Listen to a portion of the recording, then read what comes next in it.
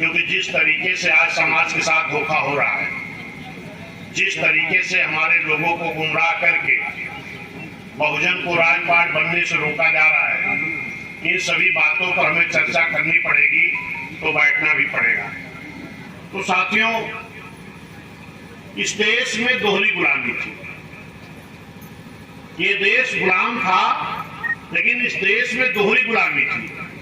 एक अंग्रेजों की गुलामी थी और दूसरी गुलामी इस देश में रहने वाले बड़े बड़े राजे रजवाड़ों की गुलामी थी।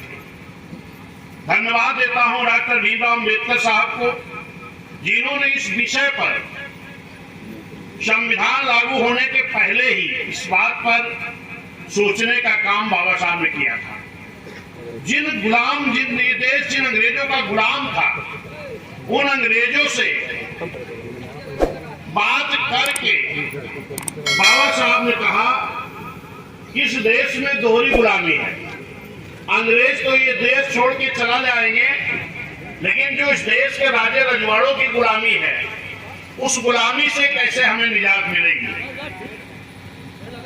इसके लिए हमें आरक्षण चाहिए, ताकि आरक्षण के बल पर हम पिछड़े लोग, जो लोग आर्थिक रूप से, सामाजिक रूप से, शैक्षिक रूप से, यानी हर तरह से जो पिछड़े हैं, इनको आरक्षण दे दो, ताकि उस आरक्षण के बल पर ये भी अगले लोगों की बराबरी कर सके। इसके लिए बाबा साहब ने बड़ा प्रयास करके एक कमेटी बनाए।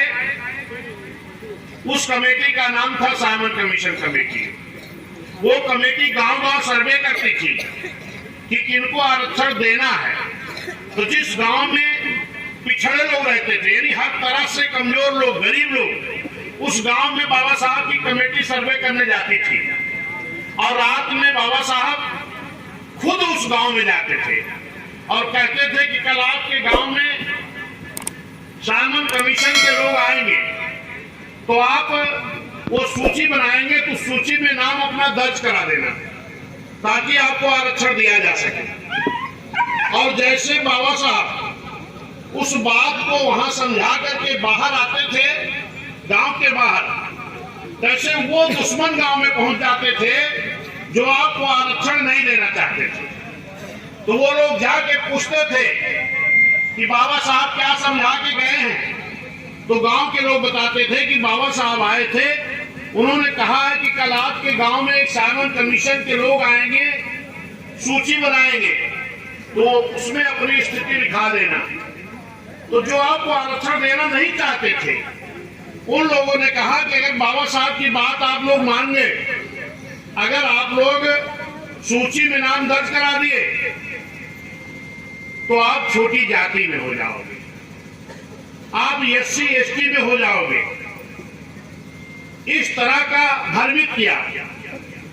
तो जिन लोगों ने बाबा साहब की बात को माना, सूची में नाम दर्ज कराया, तो समथल एरिया के लोगों ने जो सूची में नाम दर्ज कराया, वो हो गए अनुसूचित जाति। अब पहाड़ी क्षेत्र के लोगों ने जो नाम दर्ज कराया सूची में, वो हो गए अनुसूचित जनजाति। अनुसूचित जाति, अनुसूचित जनजाति। और जिन लोगों ने बाबा साहब की बात को नहीं माना, सूची में नाम नहीं दर्ज कराया, वो क्या रह गए? क्या रह गए? बोलो, ध्यान से सुन नहीं रहे पंचायत। वो रह गए पिछड़े के पिछड़े। क्योंकि सर्वे किसका हो रहा था? सर्वे किसी जाति का नहीं हो रहा था, सर्वे हो रहा था पिछड़े समाज के लोगों का, जो आर्थिक, सामाजिक, शैक्षिक, राजनीतिक हर तरह से जो पिछाड़े गए थे, इनका सर्वे हो रहा था। जिन लोगों ने बाबा साहब को बात को माना, उनका सूची में नाम दर्ज हुआ, तो अनुसूचित जाति, अनुसूचित जनजाति में हो गए। और जिन लोगों ने बाबा साहब की बात को नहीं माना, अपने दुश्मनों की बात को माना, वो रह गए पिछड़े के पिछड़े। वही है हमारे बलराम मौर्य जी, वही है बलराम पाल जी, वही है विश्वनाथ पाल जी, वही है मौर्य जी, वही है यादव जी, वही है कुर्मी जी, वही है प्रजापति जी, जिनको कहते हैं OBC, पिछड़ा। एक जगह हम ऐसे ही बता रहे थे, तो एक पटेल जी कहने लगे कि बाबा साहब तो खाली SC ST को देके गए आरक्षण। हमने कहा आपको ज्ञान नहीं। बाबा साहब जो भी आर्थिक, सामाजिक, शैक्षिक, राजनीतिक हद तक पिछड़े थे, इस सबको आरक्षण देने के लिए साइमन कमीशन की कमेटी में सूची में नाम दर्ज कराना चाहिए। लेकिन जिन लोगों ने बाबा साहब की बात को माना उनको आरक्षण मिला, और जो बाबा साहब की बात को नहीं माने वो पिछड़े के पिछड़े रह गए।